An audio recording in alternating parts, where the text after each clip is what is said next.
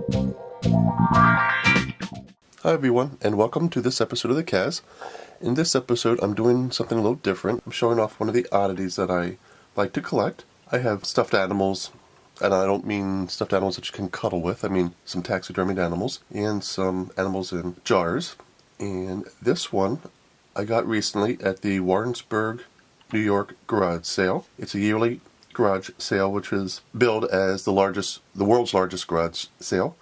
It's in Warrensburg, New York, in upstate New York, about an hour and 15 minutes north of Albany, New York. One of the vendors that was there had a bunch of skulls and skins from different animals, so I thought I would get this beaver. This is the skull of a beaver. It's a comparatively larger skull than the other ones that were there, so of course I had to get the biggest one. It cost $65, but I talked him down to $50, so he took $50 for this. I'm not sure how old it is, but it does look like it's shellacked on here to preserve it a bit. What I did yesterday is I was up in Plattsburgh, New York, to the new Chick-fil-A, and with my family, and I got some bell jar, I don't know what you'd want to call them, I would call them bell jar display cases, but I will show you what I got at the local Michael's and Target up there. As you can see, it has some very good incisor teeth. An interesting thing about beavers is that if they don't cut down wood with their teeth constantly, because their teeth are constantly growing, their teeth will grow through the top and bottom of their mouth. So if they get rabies or something where they can't normally cut down trees, they will basically die because they can't eat because their teeth have grown so long from not chewing wood like they should. They'll die from starvation because they can't open up their mouths because their teeth have grown so long. So let me get you these bell jars that I talked about. Okay, so I went to Michael's and Target. The first place I went to was Michael's because it's obviously a hobby store, so I thought I would be able to find one at a hobby store. So I will show you what I got here.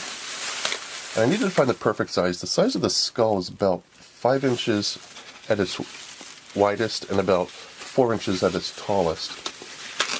And I needed to find something that wasn't too big and wasn't too small to accommodate it.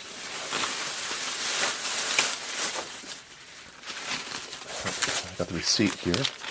This cost me, with the discount and all that stuff, it was $16. I got $6.40 off, so it cost me about $10.37. It's a nice glass jar.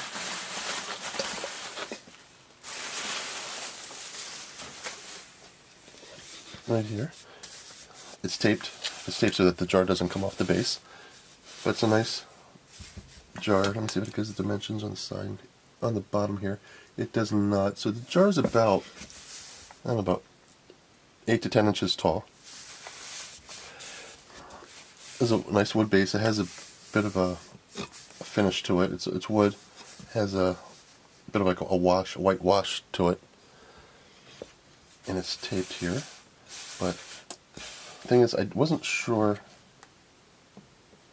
Handle this gently here.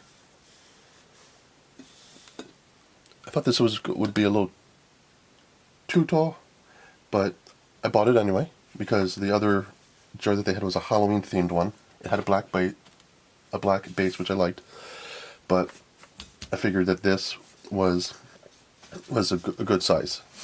But then I went to Target and I found this.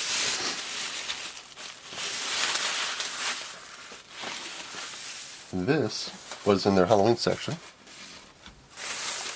And this cost $13.04. So a little more expensive, a little smaller, but the neat thing about this is that it does have a little macabre look to it because it has a little bat on top.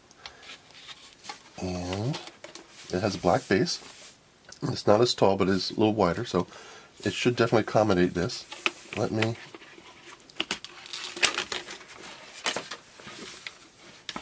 take this plastic protector off. And let's see how this goes. Okay, it's plastic, I think.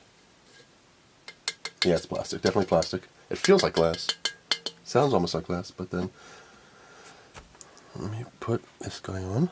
Just another note. So far, so good.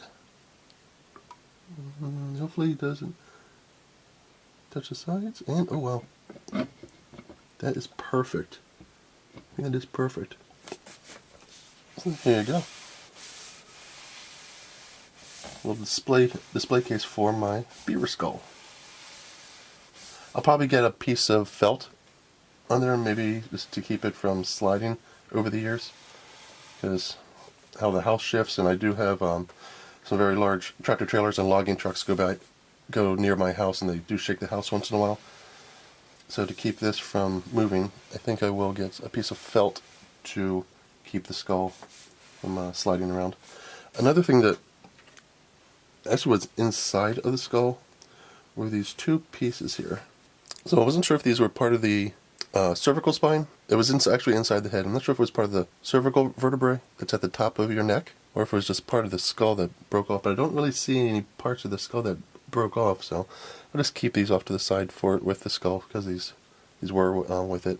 But these were just some extra pieces that went along with the skull. Well, that's it for this episode of the Kaz. I want to thank you for coming by and watching me put my new beaver skull into its new display case with a little bat on top of it. Please come again. Please like and subscribe, and I will see you later. Thank you. Bye.